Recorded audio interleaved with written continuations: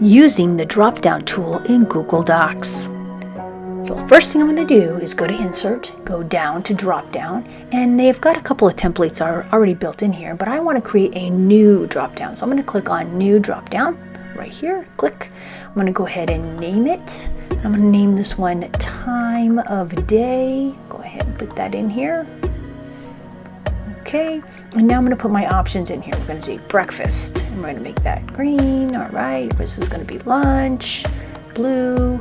All right, this is going to be snack, be red, and dinner is going to be purple, and I'm going to add one more, and this is going to be a midnight snack, and this one's going to be like a light pink. Okay, so now when I click on it, you'll see I can change what that value is based on what my drop down is supposed to be.